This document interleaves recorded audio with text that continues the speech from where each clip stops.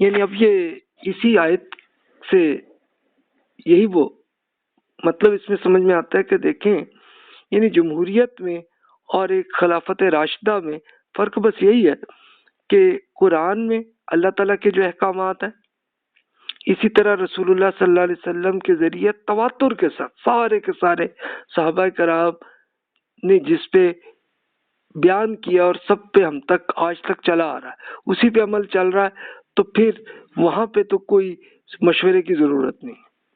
ہاں جہاں قرآن اور سنت میں جہاں حکم نہیں ہے وہاں ٹھیک ہے، معاف کریں اس میں۔ تو یہ پھر پورا انہوں نے اس کا انالیسس کیا۔ اب آپ دلیل آپ نے دیکھ لی، جس کو آپ دلیل مضبوط سمجھتے ہیں آپ کر لیں۔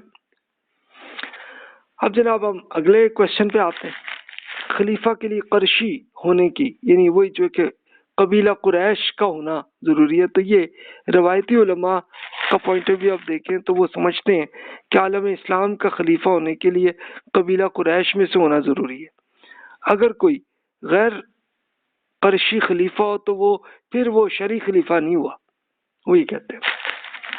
اچھا، اس سے مزید محدود کرتے ہوئے شیعہ حضرات کے اسکالرز وہ کہتے ہیں کہ خلیفہ یا امام جو ہے وہ ہو سکتا ہے کہ جو حضرت علی رضی اللہ عنہ کی اولاد سے ہو،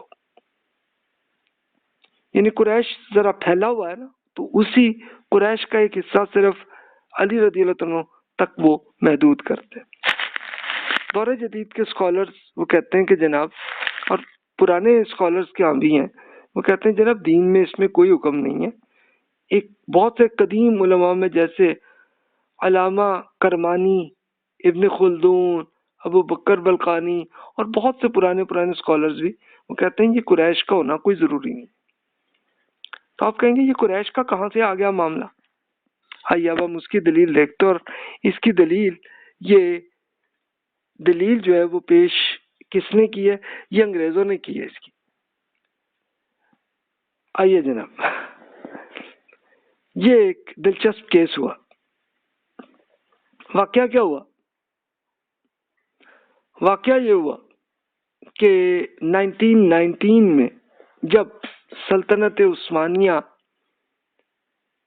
بالکل کمزور ہو گئی ہوئی تھی اور انگریزوں نے اب اس کی خلافت کو ختم کرنے کا اعلان کیا تھا، تو انڈیا کے مسلمانوں نے بڑا احتجاج کیا، اس کو تحریک خلافت کہتے ہیں۔ تو اس میں جواب میں ایک انگریز مستشرقین، ایک جو ان کے اسکالرز انگریزوں کے، تو انہوں نے کہا کہ جناب آپ اس پہ اتنی تحریک چلا رہے ہو، خود آپ اپنے رسول کی حدیث بھی تو دیکھ پڑھو نا۔ تو انہوں نے تو کیا فرمایا؟ تو وہ حدیث یہ ہے، تو آپ حدیث پڑھ لیتے ہیں تو وہیں سے آپ فیصلہ آپ کر سکتے ہیں۔ محمد بن جبیر بن مطعم بیان کرتے ہیں کہ سیدنا معاویہ رضی اللہ عنہ کے پاس قریش کا ایک وفد تھا۔ اس وقت ان تک یہ خبر پہنچی کہ جب سیدنا عبداللہ بن عمر رضی اللہ عنہ، عبداللہ بن عمر رضی اللہ عنہ بیان کرتے ہیں کہ ان قریب قبیلہ قحطان میں بادشاہ ہوگا۔ تو یہ ایک کون تھا؟ یہ قحطان، یہ ایک اور قبیلہ عرب کا تھا، تو وہاں سے بادشاہ بنے گا۔ تو معاویہ رضی اللہ عنہ غصے میں اٹھے اور کھڑے ہو کے انہوں نے ایک پورا لیکچر کیا۔ انہوں نے بتایا کہ انہوں نے اللہ کی ثنا بیان کر دی جیسا کہ اس کا حمد ہے، یعنی الحمدللہ، اور اس طرح کر کے انہوں نے اللہ اکبر کر کے پھر کہا کہ اما بعد، اس کے بعد یہ بات کی انہوں نے کہ مجھ تک یہ بات پہنچی ہے کہ آپ میں سے بعض لوگ ایسی حدیثیں بیان کرتے ہیں جو نہ تو اللہ کی کتاب میں ہے، نہ رسول اللہ صلی اللہ علیہ وسلم نے انہیں صحیح طریقے سے کوئی روایت فرمائی ہو۔ وہ آپ میں سے جاہل ترین لوگ ہیں جو اپنی خواہشات سے خبردار ہیں، جو اپنے رکھنے والوں کو گمراہ کر دیتے ہیں۔ میں نے یقیناً رسول اللہ صلی اللہ علیہ وسلم کو فرماتے سنا ہے کہ حکومت کا یہ معاملہ قریش میں سے ہے، جب تک وہ دین کو قائم رکھیں۔ اس معاملے میں جو ان کی مخالفت کرے گا تو اللہ اپنے منہ کے بل جہنم میں ڈال دے گا۔ تو یہ صحیح بخاری کی حدیث ہے۔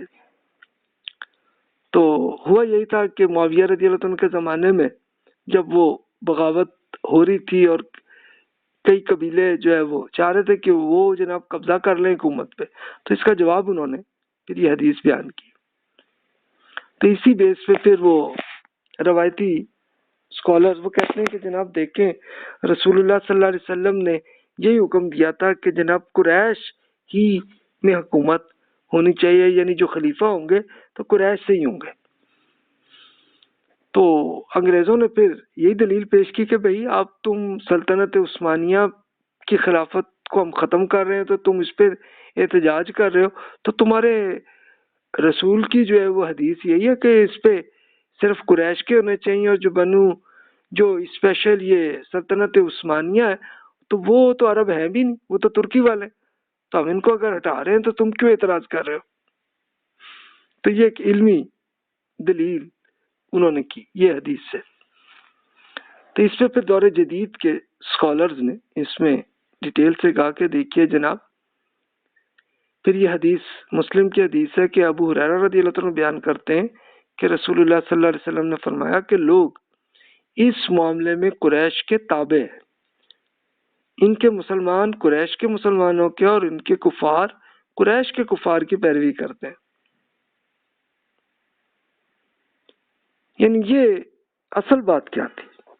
اصل بات یہ تھی کہ رسول اللہ صلی اللہ علیہ وسلم کو اللہ تعالیٰ نے بتا دیا ہوگا کہ بھی اب آپ کا بس اس زندگی سے اب اللہ تعالیٰ نکالنے لگے انہیں، تو آپ نے پھر یہ کیا کہ صحابہ کرام کو اکٹھا کیا، ان کو بتایا کہ بھائی یہ دیکھو کہ اب مسلمان اب صرف وہ نہیں رہے کہ جو صرف مدینہ تک ہے، بلکہ اب پورا عرب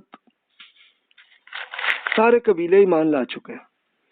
اور اب مسئلہ یہ کہ اب کسی ایک کو اگر قبیلہ کو اگر اب خلیفہ یا حکمران بنا دیں گے، دوسرے قبیلے آپس میں لڑنے لگیں گے، یہ ہوگا۔ لیکن قریش ہی ایسے ہیں کہ جس پہ پورے عرب میں اتفاق ہے، اور وہ قریش ہی کو چاہے وہ ایمان لائیں یا نہ لائیں وہ قریش ہی کی پیروی کرتے ہیں۔ تو اس لیے بھائی یہ جو حکم تھا جو بخاری کی حدیث میں، تو وہ اصل یہی تھا کہ عرب لوگ تبھی اتفاق ہو سکتا ہے کہ وہ قریش سے ہوں، ورنہ نہیں۔ تو اس کے لیے پھر وہی سینیریو، یہی دلیل کو یہ ہوا کہ یہ ثقیفہ بنی سعدہ باغ، یہ بالکل اس کی پکچر آپ کے سامنے ہے جو آج کل ماڈرن حالت میں، یعنی یہ مسجد نبوی کے بالکل قریب ہی تھا۔ یعنی ہوا کیا تھا کہ رسول اللہ صلی اللہ علیہ وسلم کی وفات کے بعد انصار جو مدینہ منورہ کے تھے تو وہ اسی باغ میں بیٹھے تھے اور وہ ڈسکشن کر رہے تھے کہ جناب اب جو رسول اللہ صلی اللہ علیہ وسلم کے بعد جو خلیفہ بنیں گے تو وہ ہمارے انصار میں سے ہونے چاہیے، جس پہ بات چل رہی تھی۔ تو اس کو ابو بکر، عمر اور ابو عبیدہ رضی اللہ عنہ کو یہ پتہ چلا تو وہ بھی اسی باغ میں پہنچے۔ تو اس میں ابو بکر صدیق رضی اللہ عنہ نے یہ کیا، بات کی اور فرمایا کہ بھی جہاں تک عربوں کا تعلق ہے تو وہ اس معاملے میں سرداری میں قریش کے سوا کسی اور قبیلے کو جانتے بھی نہیں ہیں، وہ تو سارا ایک بغاوت شروع ہو جائے گی۔ اور پھر ایک اور روایت میں پھر یہ بھی آتا ہے کہ ابو بکر صدیق رضی اللہ عنہ نے بتایا کہ بھی دیکھیے کہ رسول اللہ صلی اللہ علیہ وسلم نے آپ کو بتایا نہیں تھا کہ قریش سے ہی آپ حکمران بنائیے گا۔ تو اب انصار کے سب سے بڑے جو سردار تھے سعد بن عبادہ رضی اللہ عنہ، وہ کھڑے ہو کہا جی بالکل ابو بکر آپ نے بالکل صحیح بات بتائی، آپ نے رسول اللہ صلی اللہ علیہ وسلم نے ہمیں بتایا تھا۔ اب اگلا یہ آیا کہ اب جناب قریش میں سے کس کو حکمران بنائے، تو ابو بکر رضی اللہ عنہ نے مشورہ دیا کہ بھئی آپ یوں کریں کہ یہ عمر یا ابو عبیدہ میں سے جس کو چاہے آپ خلیفہ بنا لیں۔ لیکن ہوا کیا کہ عمر اور ابو عبیدہ رضی اللہ عنہ دونوں نے جا کے ابو بکر صدیق رضی اللہ عنہ کا ہاتھ پکڑا، کہا کہ ہم جی ان پہ بیعت کر رہے ہیں، یہ ہے ان کو بنایا۔ تو جیسے ہی آیا تو وہ ابو بکر صدیق رضی اللہ عنہ کی پہ پورے انصار میں بھی محبت تھی، وہ سب نے اسی وقت جناب آ کے ان کے ہاتھ پکڑ لیے اور جناب بیعت کر لی۔ اب ہوا یہ کہ اس کے بعد اگلے دن صبح ہوئی تو اس کے بعد پھر یہ پورا اس کا اعلان مسجد نبوی میں ہوا۔ تو اب کیا ہوا کہ اس کے بعد جب یہ پتہ چلا کہ ابو بکر صدیق رضی اللہ عنہ خلیفہ بن رہے ہیں تو ہر آدمی جو ہے پورے مدینہ کی آبادی، ہر آدمی جناب وہاں پہ آ رہا اور آ کے وہ بیعت کر رہا ہے۔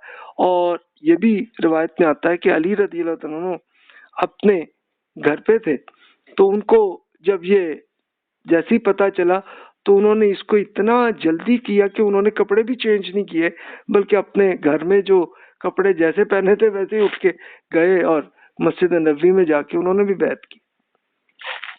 تو یہ ہوا سینیریو، یہ ہوا۔ تو اس سے اسکالر یہی کہتے ہیں کہ جناب حدیث میں مستقبل کی، کچھ اسکالرز نے یہ بھی کہا یہ مستقبل کی خبر تھی اس زمانے کی، یہ ہوگی، یہ کوئی دین کا حکم نہیں تھا۔ یعنی مسئلہ یہ تھا کہ عربوں میں صرف قریش پہ ہی سب اتفاق ہو سکتا ہے ورنہ نہیں ہوگا، تو اسی لیے حکم تھا، یہ کوئی قیامت تک کا حکم نہیں تھا کہ یہ جو قریش میں ہو۔